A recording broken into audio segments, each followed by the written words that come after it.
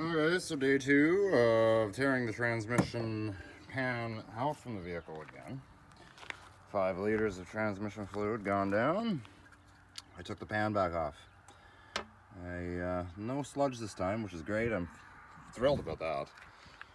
But couldn't get the old 4th gear pressure switch to work. I'm assuming it's fried or there's something wrong with it. I don't know. Usually something like this wouldn't go, but hard to say. So anyway, these 1-wire pressure switches, just you can't get them. And for whatever reason, it says AC England. So anyhow, we have another pressure switch here, but it has a 2-prong. It's for a 200 4R, which is exactly what this transmission is. So we have 2 prongs. What we're going to do is we're going to hook our tan colored wire to this, and we're going to mock up a new wire to complete the circuit, to complete our ground. So I have one here, and I'm going to ground that to the valve body. So there's a 10mm bolt, there's actually a few of them connected to the valve body that hold the valve body in place. So I'm going to disconnect that, and we're going to put this in. This is internal, don't need any thread lock or thread tape for this. It's going to swim in transmission fluid anyhow. So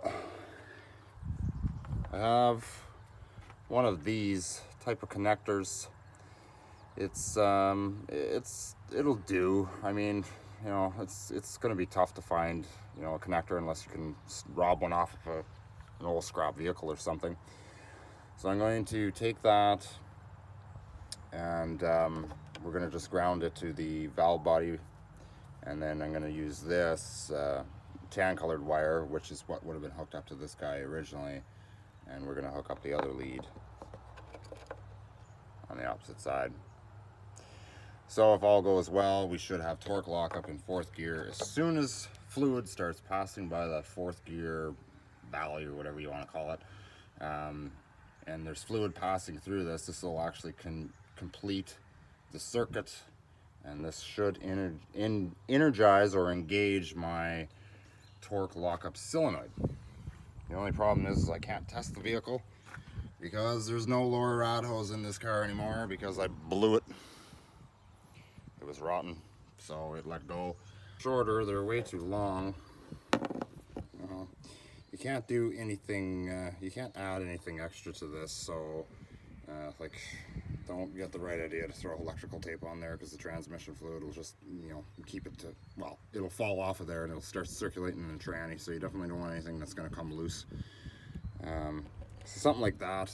I'm going to take my crimp tool and I'm just going to crimp it down nice and snug. Don't want to overdo it. Like I say, you don't want plastic bits floating around inside your transmission. So nothing fancy, but it works. Just, you know, give it a little tug test, make sure it's not going to come loose. Looks like we're all right. So anyhow, I'm going to go ahead and thread that in there. I need an eye loop for this guy now. Okay, so I found an eyelet out of my kit. I'm going to see if I can get the valve body bolt to go through there. This is the biggest one I can find.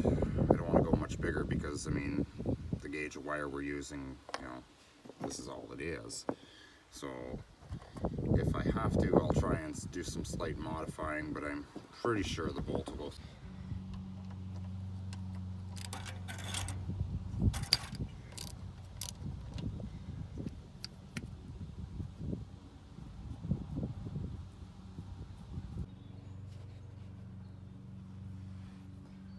Alright, so it's a little shorter. You know, actually I could even shorten it a little more yet. There is no moving parts here, so I could loop it around the accumulator. Pretty sure that's what it's called. I should really correct myself. Alright, so I'm just going to go ahead and insert the pressure switch. The thread should only go about halfway. Just snug it up, it doesn't need to be overly tight. And then I'll connect my wires. I still got to put the eye loop on yet.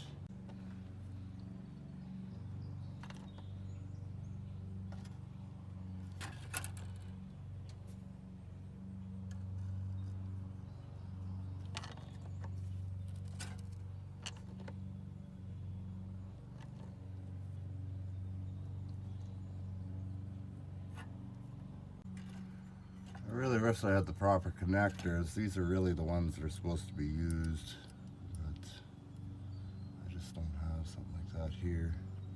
But if you do, you can go ahead and use something like that. It'd be the better deal.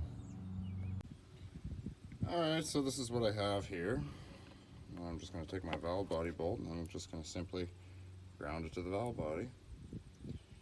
And then the tan wire is already hooked up to the other side of the switch. Just gonna hand tighten it for now.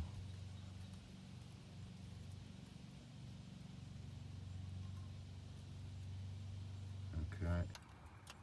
Alright, so I have it in there now. I'll show you guys what I've done. Okay, so tan colored wire. It goes out through the case, and then we have another ground here. I just grounded it to the valve body. I did a little loop around the pressure switch, and the wire is just hanging just slightly above the filter, and it's just, you know, hanging in the balance. It's not anywhere near anything, you know, no moving parts or anything like that. That's what you want to aim for sure. You don't want it anywhere near anything where it could get snagged and ripped out or anything. Like we have a whole bunch of you know, assemblies over here. I don't know if that's for your parking pole or for, you know, D10th. That might be for the downshift. So anyhow, you know, that's all there is to that. Snug the bolt up, snug the pressure switch up. You'll notice that there is some threads left. You know, it only goes in so far. You know, don't crank on it.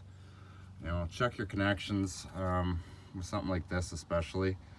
You know, it will stay there. You know, it's not going to go anywhere, but you just want to make sure that it's not going to slide off. Like if you can just go like that, effortlessly. But you know, just give it a few.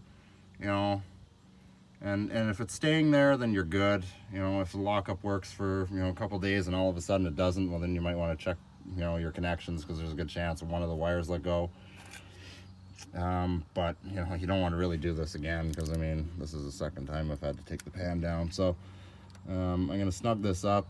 I'm going to have to hold the bolt, or hold my wire here in a moment, so I don't want to twist it, but you get the general idea. And that's all there pretty well is to that for the pressure switch aspect of it.